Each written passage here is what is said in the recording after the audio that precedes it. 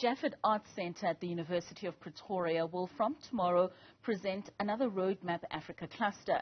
This is an exhibition by a group of African scholars and practitioners of artistic and cultural education. Operating in both formal and informal contexts across Africa, the group's research is grounded in historical analysis, particularly Africa's colonial heritage. But for more on the exhibition, we are now joined by Professor David Andrew of Wits University's Fine Arts Department and Puleng Plessies, a curator of education and mediation at the Javett Art Centre. Good evening to both of you, and thank you so much for your time. Perhaps, Prof, we can start with you. What do you think the importance is of cultural and educational heritage, especially in a country such as South Africa, in terms of us being able to present our art in a way that can educate our people of all the social ills that exist in our country? First of all, thanks very much for having us on your show. Puleng, thanks for being part of this. I think the question that you ask is a really big question.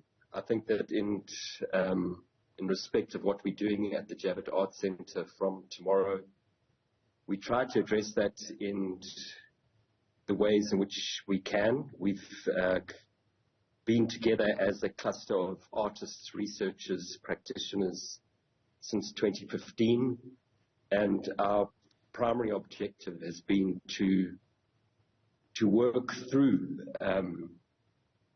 thinking about how arts education might be understood and imagined in different ways.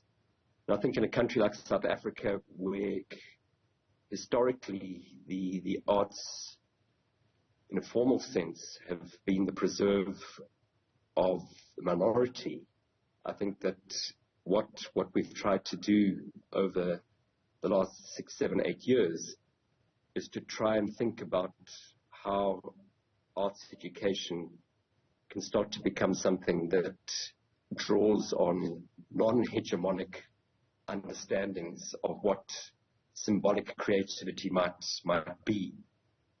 And I think it's within that symbolic creativity that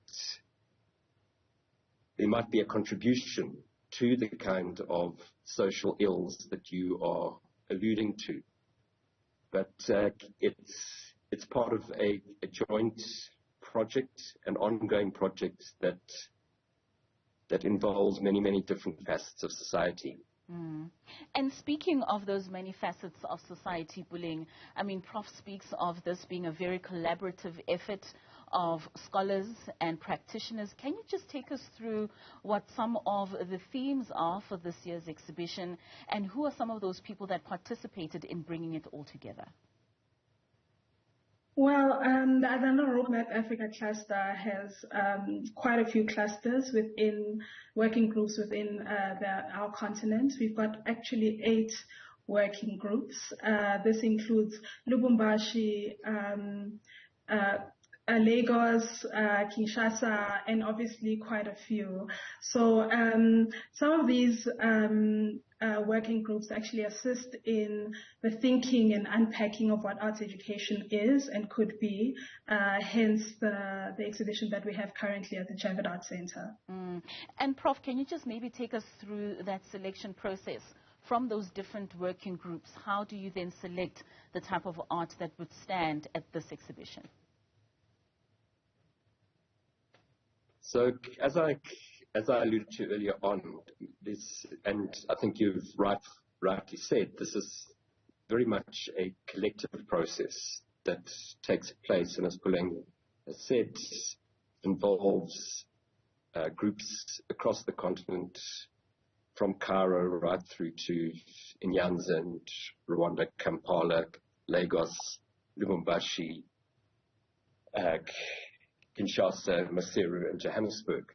So the occupation of the space at the Javett Art Centre is less about selecting work from the different groups, but rather gives us an opportunity to think back on the work that we've done since 2015 and to bring that into a space where audiences in South Africa can have access to it. So just as much as the Johannesburg Working Group is playing the major role in bringing together what is taking place at the Javett Art Centre, each of the research groups is represented in particular ways. So there's material that has been produced by the different research groups, zines, publications, what we call the unchronological timeline for the histories of arts education.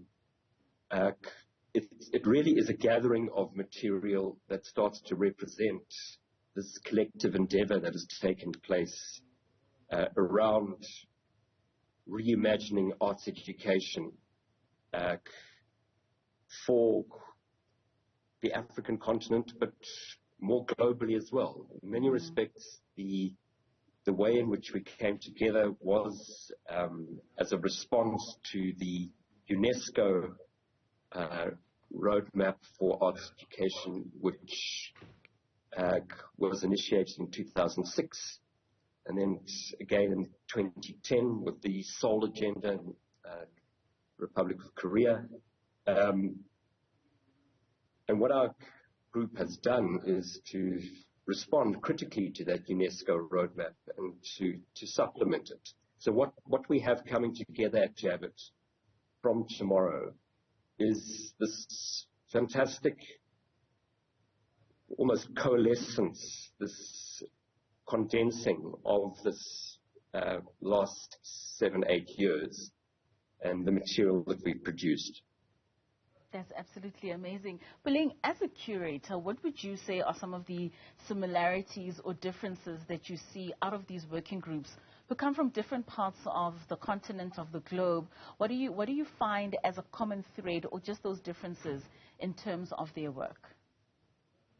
I'd really like to start with the differences, because when you look at art and art exhibitions, there's certain ways in which artworks are curated. Even in their captions, you find that there's a name, there's a date, and the date kind of stipulates to the idea that that's the end. That was the end of when the artwork was made.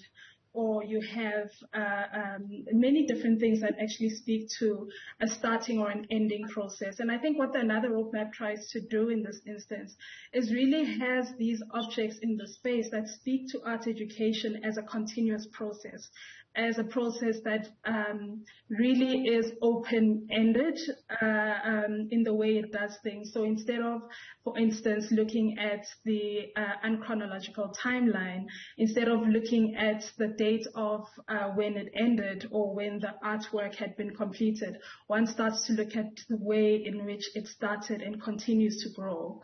And another example is like the size. So with artworks, you start to find a specific dimension, but with of course the objects, I'd name them objects of the Another Roadmap.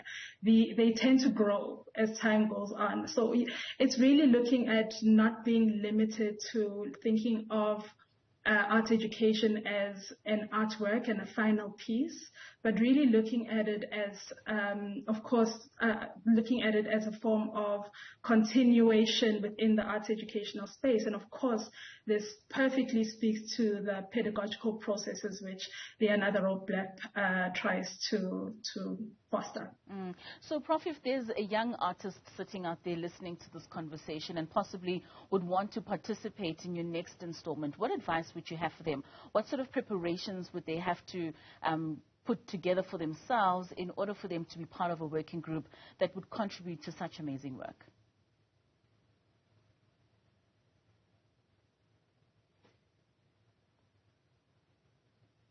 Sorry, Prof. The line just broke up slightly.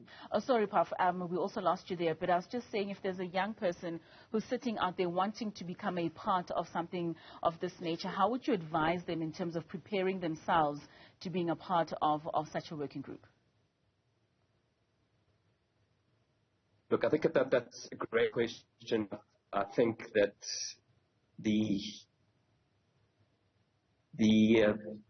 6 months that we are going to be at the Javett Art Centre gives us a fantastic opportunity to draw in as as many visitors, interlocutors, people who are interested in this conversation. So I'd really encourage anyone who has been part of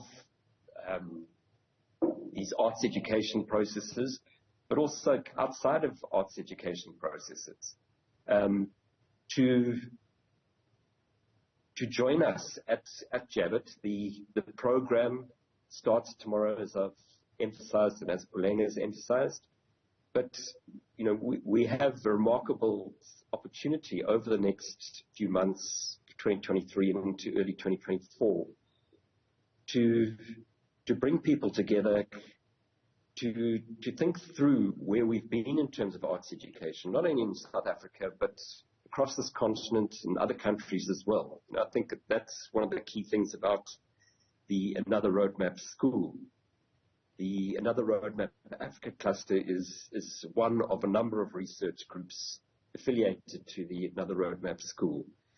But I think our presence at the Javett gives us an opportunity to draw in a much wider group of people to share their experiences of arts education. In many respects, the unchronological timeline of histories of arts education is very much about that. Individuals starting to insert themselves into these histories. And this has enabled us to understand a much wider and deeper range of experiences in arts education. So to go back to your question, come to Javett,